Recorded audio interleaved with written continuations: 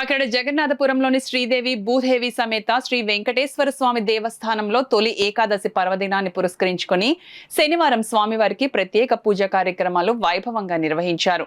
City MLA Vanamadi Kondababu ఆలయానికి విచ్చేసి స్వామివారిని దర్శించుకుని ప్రత్యేక పూజలు నిర్వహించారు. తొలి ఏకాదశి సందర్భంగా భారీ సంఖ్యలో భక్తులు తరలివస్తారనే అంచనాతో ఆలయ అధికారులు, అర్చకులు ఉత్సవ కమిటీ ఆధ్వర్యంలో విస్తృత ఏర్పాట్లు చేశారు. భక్తుల దర్శనానికి ప్రత్యేక క్యూ లైన్లు, త్రాగునీరు, మజ్జిగ పంపిణీ, ప్రసాదాల పంపిణీ, పారిశుద్ధ్య నిర్వహణ తదితర సౌకర్యాలను అందుబాటులో ఉంచారు. భక్తులకు ఎటువంటి అసౌకర్యం కలగకుండా అధికారులు ఎప్పటికప్పుడు ఏర్పాట్లను పర్యవేక్షించారు. ఆలయ ఈవో సత్యవాణి మాట్లాడుతూ తొలి ఏకాదశి సందర్భంగా ఆలయానికి భక్తుల రద్దీ భారీగా ఉంటుందని ముందుగానే అంచనా వేసి భక్తులకు అవసరమైన అన్ని సౌకర్యాలను ఏర్పాటు చేసినట్లు తెలిపారు. ఆలయ ప్రధాన అర్చకులు పొందూరి సీతారామానుజాచార్యులు మాట్లాడుతూ తొలి ఏకాదశిని శయన ఏకాదశి అని కూడా పిలుస్తారని, దక్షిణాయన ప్రారంభ సమయంలో వచ్చే ఈ ఏకాదశికి హిందూ ఆధ్యాత్మిక సాంప్రదాయంలో ఎంతో విశిష్టత ఉందని వివరించారు. తొలి ఏకాదశి నుండి శ్రీమన్నారాయణుడు చాతుర్మాస దీక్షలో యోగ నిద్రలోకి ప్రవేశిస్తారని, 4 నెలల అనంతరం వైకుంఠ ఏకాదశి రోజున తిరిగి భక్తులకు వైకుంఠ దర్శనం కల్పిస్తారని తెలిపారు.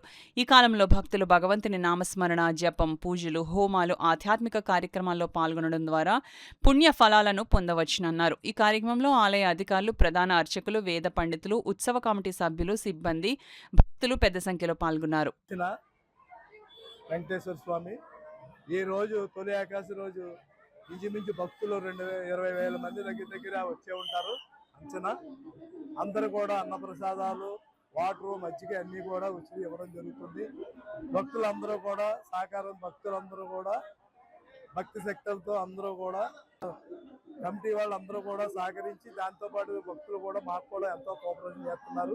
కొరకై వచ్చిన భక్తులకు ఉన్నతాధికారులు మరియు కాకినాడ సిటీ ఎమ్మెల్యే గారు వనమాడి వెంకటేశ్వరరావు గారి సూచనల ప్రకారము వారికి కావలసిన సౌకర్యాలన్నీ కూడా దేవస్థానం వారు ఏర్పాటు చేసి ఉన్నాము.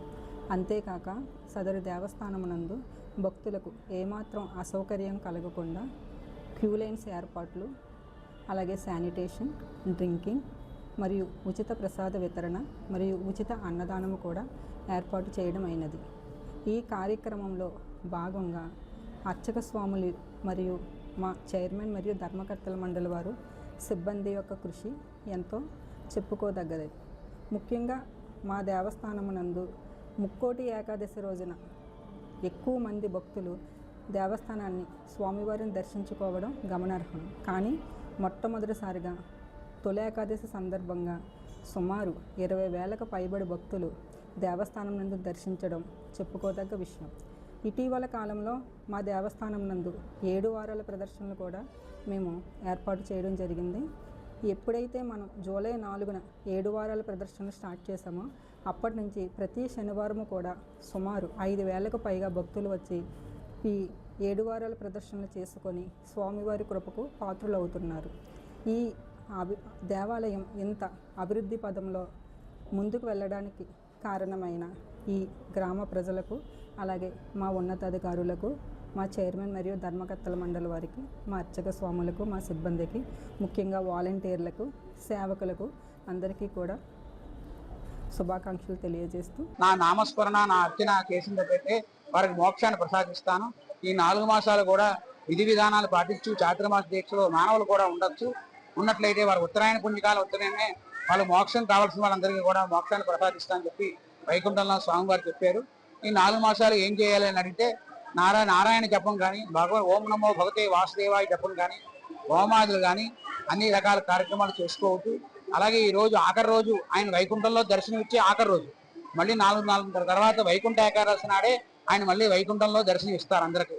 అంతేది ఈ 4 నెలలు కూడా ఈ రోజునే ముక్కోటి దేవతలు, ఋషులు, మునులు అందరూ కూడా ఆ వైకుంఠంలో స్వామివారిని దర్శనం చేసుకున్నారు.